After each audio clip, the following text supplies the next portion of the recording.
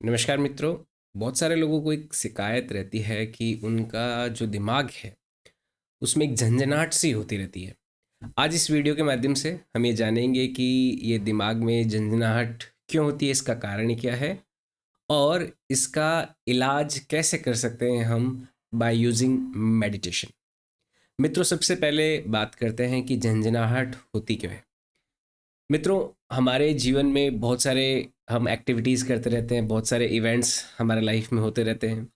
कुछ ऐसे इवेंट्स और एक्टिविटीज़ जिन पे हमारा ध्यान बहुत ज़्यादा चला जाता है, बहुत ज़्यादा हम उसके बारे में सोचने लगते हैं, क्योंकि उन इवेंट्स की या फिर उन इंसिडेंट्स की हमारे लाइफ में इम्पोर्टेंस बहुत ज़्यादा हो जाती है।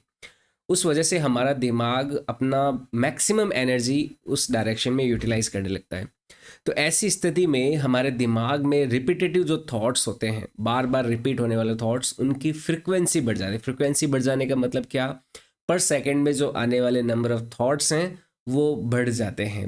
ज़्यादा से ज़्यादा रैपिडली थॉट्स हमारे ब्रेन में आते रहते हैं। अब ज़्यादा से ज़्यादा हमारे ब्रेन में रैपिडली थॉट्स जब आते हैं तो यहाँ पे एक प्रिंसिपल समझना। जैसे कि आप जानते हो कि जो थंबे होते हैं, थंबों पे इलेक्ट्रिक वायर लगे होते हैं। इलेक्ट्रिक वायर्स में जब इलेक्ट्रिसिटी चलती है तो इलेक्ट्रिसिटी अगर नॉर्मल चल रही है तो कोई आवाज़ हमें सुनाई नहीं देती, लेकिन हाई टेंशन वायर अगर आप गए हो, जो 50,000 किलो वाट की हाई टेंशन लाइन होती है, जो शहर से थोड़ा दूर कहीं पावर ग्रिड के आसपास देखी हो, तो वहाँ पे आपने देखा होगा कि हाई टेंशन वायर के आसपास एक झंझनाहट का साउंड सुनाई देता है। क्यों सुनाई देता है? क्योंकि उसके अंदर बिजली की फ्रिक्वेंसी, बिजली जो चल रही है, बहुत रैपिडली चल रही है।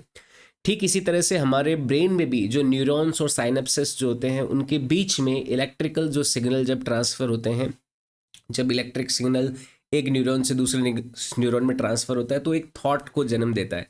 तो जितने ज़्यादा थॉट होते हैं उतने ही ज़्यादा हमारे ब्रेन में इलेक्ट्रिकल सिग्नल्स ट्रांसमिट होते हैं। इलेक्ट्रिकल सिग्नल ट्रांसमिट होने की वजह से, ठीक उसी प्रिंसिपल से, जैसे हाई टेंशन वायर में तेज़ इलेक्ट्रिसिटी बहने से झंझनाहट होने लगती है, जूं जूं जूं का आवाज़ सुनाई देता है, उसी तरह से ब्रेन में भी जब थॉट्स की इंटेंसिटी बहुत ज़्यादा बढ़ जाती है, एक ही एक विचार का रिपीटेशन बहुत ज़्यादा बढ़ जाता है, तो हमें ऐसा एक्सपीरियंस होता है कि दिमाग में झंझनाहट होने लगी है।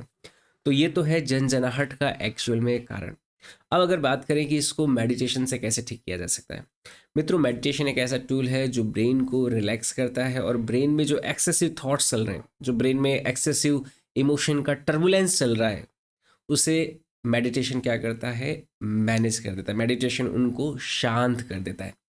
तो जब भी आपको ऐसी झंझनाहट हो रही हो तो आप क्या करें? आंखें बंद करके, बहुत ही प्यारा एक मेडिटेशन का टेक्निक है जो आपको करना चाहिए। उसमें क्या करना है? आपको आंखें बंद करके गहरी सांस अंदर और बाहर लेना है, और उनको लेते लेते जब भी आप सांस को बाहर छोड़ें, यहाँ पे विशेष ध्यान देना, जब भी आप सांस को बाहर छोड़ें तो जो बाहर जाती हुई सांस है उसे आप इस तरह से महसूस कीजिए कि वो आपके एक एक विचार को काट रही है, आपके एक एक विचार को ख़त्म कर रही है, डिजॉल्व कर रही है, उसको आपके अंदर से बाहर निकाल रही है।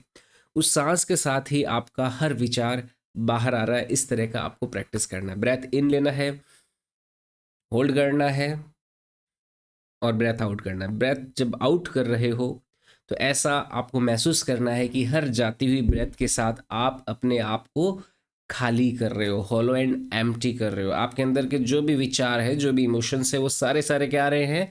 बाहर आ रहे हैं।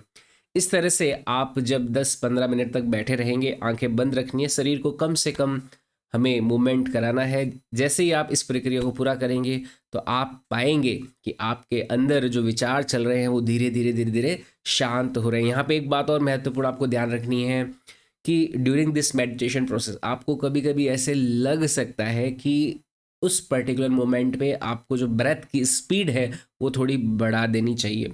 तो अगर आपको ऐसा फील हो कि यहाँ पे मुझे ब्रेथ का स्पीड तेज करना है या ब्रेथ का स्पीड यहाँ पे स्लो करना है, आपको जैसा फील हो वैसे आप ब्रेथ की स्पीड को तेज या धीरे भी कर सकते हो। जैसे कपालभाति में ब्रेथ हम तेज से तेज लेते हैं ना, ऐसे। तो इस प्रोसेस के दौरान अगर आपको ऐसा महसूस हो कि यहाँ पे मुझे ब्रेथ तेज लेना है तो ब्रेथ तेज भी लीजिए, वरना ब्रेथ धीरे धीरे भी लेते रहेंगे। तो इस प्रक्रिया को जब आप पूरा करेंगे तो आपका जो माइंड है वो पूरा धीरे धीरे शांत होने लगेगा, और जो भी झंझनाहट ब्रेन में चल रही है वो भी एकदम ठीक हो जाएगी।